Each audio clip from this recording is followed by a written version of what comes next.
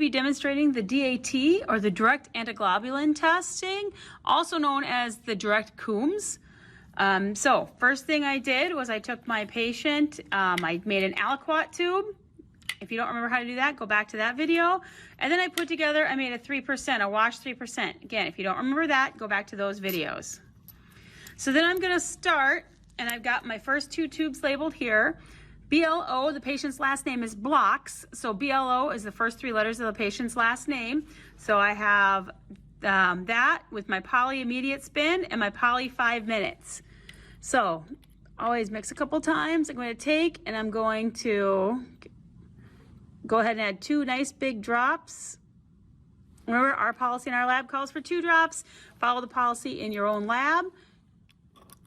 And we're going to wash each of these one more time. So I'm going to go ahead and I'm going to spin these. Okay, I'm back. I got these out of the centrifuge. I'm going to dump them, and then I'm going to blot them. Remember, you don't flip them upright. You make sure to blot them while they're right down like this. Get them one last blot.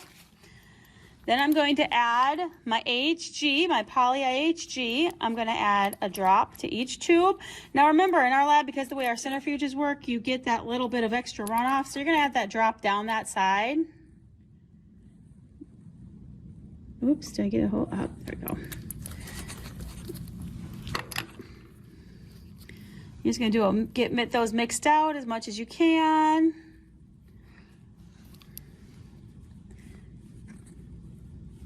You want to get all that AHG into the button, get the button released, and because the button was nice and dry, it's not going to release.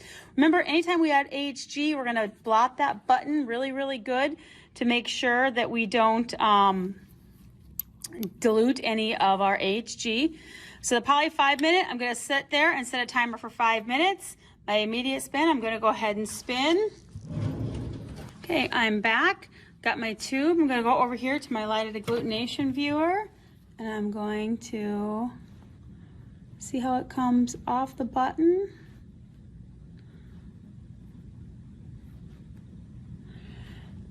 And that came off negative. And so to verify that it truly is negative, I'm going to go ahead, put a drop on the slide. I'm going to label my slide so I know what's on it.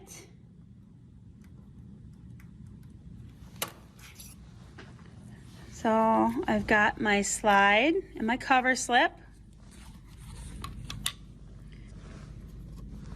Got my pipette here. I'm going to take and I'm going to add a drop to the slide. And I'm going to cover it with my cover slip, and I'm going to run over to the microscope and I'm going to look at it, and I'll be right back.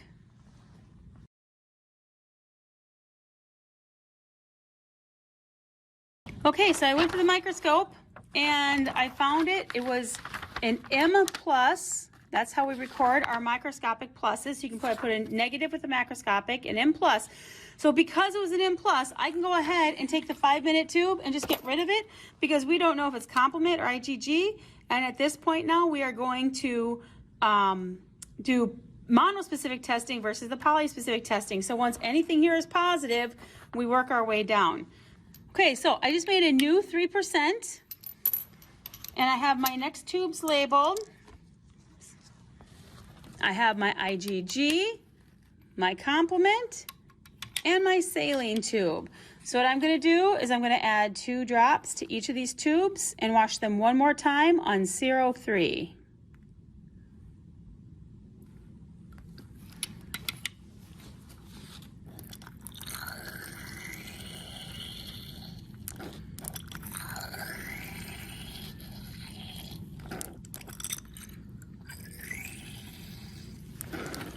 Make sure they're all even, and I'm going to go centrifuge these. I'll be right back. Okay, so my centrifuge is done. I've got these. I'm going to dump them. And again, remember, anytime we dump that last couple, we take everything out. Anytime before we add any of those AHG reagents or the IgG or the complement, we want to get all that saline out of the holes there, out of the little lips of the tubes. So I got those. So put these back. Always keep them in order in your rack so you know what you've got.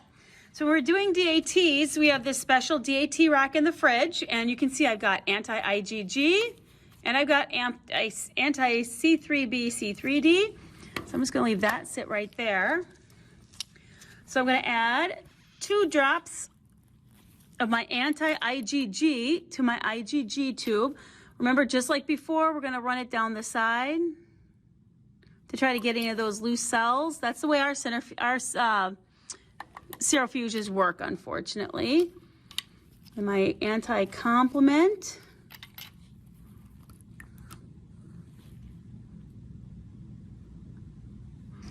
Two drops of that. And then my saline tube, I can just use my balance because my balance is just saline. If you don't know who made your balance before you, obviously don't do that. Because if it's water, it's not going to work. But I do know that mine is saline because I just made it for myself before I started this video today. 2 drops of that. So then you're going to make sure to resuspend all your tubes.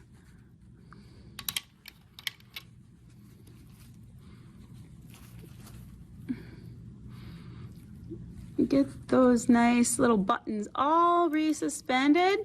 And then I'm going to take and I'm going to spin my IgG and my saline tube for 15 seconds. So just for my zero time.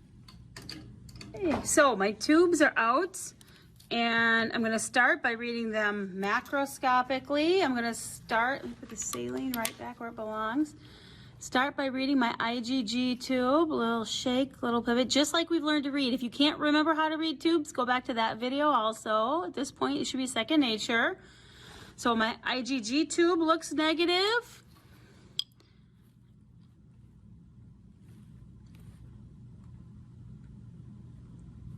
My saline looks negative. Now remember, the saline is just to show us that nothing else is going on.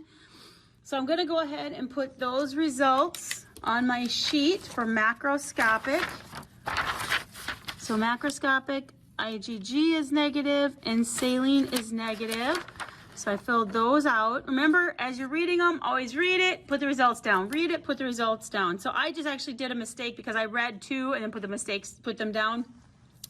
Read 1, put it down. Read 1, put it down. I have my 2 slides ready to go. BLO is the patient's last name. It's black, remember? And I have my IgG slide and my saline slide. So I'm going to grab pipettes and I'm going to take a drop from the IgG and put it on the slide. I'm going to do a black drop from the saline and I'm going to put it on the slide. And we're going to cover each with a cover slip. And I'll be right back. I'm going to go over to my microscope and look at these.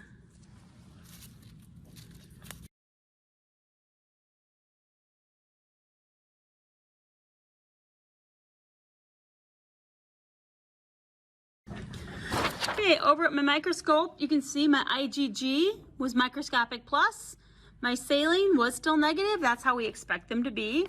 So we're good there. The 5-minute incubation for my complement has finished. My timer went off just a moment ago. So I'm going to take that tube and I'm going to spin it. My complement tube came out of the centrifuge, so I'm going to read it here as I'm pulling it through.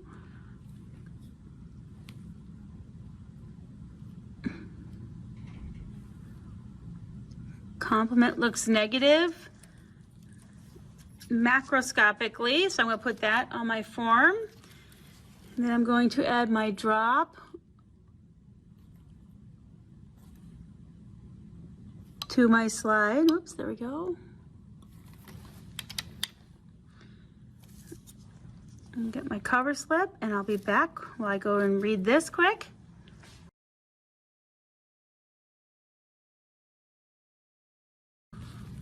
Okay, so that one was negative. So because it was negative, our next step is going to be adding our complement-coated cells to this tube. Now, we did not have to add check cells to the IgG tube because it was positive. Remember, check cells verifies that the reagent worked. So it was positive, so we didn't have to do that. If we add check cells to the saline tube, there's nothing there to react with. So we never add check cells to the saline tube, okay? But the check cells to the complement tube, because the complement tube was negative, I have to use these special complement control cells. So what we're gonna do is I'm going to use a drop of those.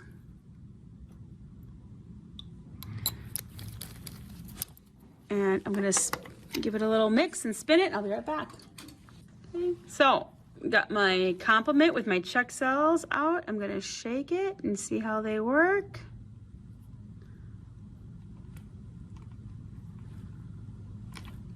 And that's positive. So, I will just set that over there. So, it was positive. So, if you look, here's how I filled out the rest of the form. Whoops. So you can see that I had IgG was negative microscopically positive. My complement was negative microscopically, and my check cells worked. Saline, negative, nothing goes there for saline. I started writing that in the wrong spot. So my name and today's date. And interpretation is positive for IgG. So that's how you fill this out. Now you can see on our paperwork, if the DAT is positive, we're gonna start looking in the patient history. Now we're not gonna actually do this in our lab, we don't have this, but we're gonna start looking for diagnosis, medications, transfusions, what is causing this DAT. So that's what would be our next steps in a clinical lab. So that is how DAT is done. If you have any questions or anything you want to talk about to your instructors, please be sure to reach out.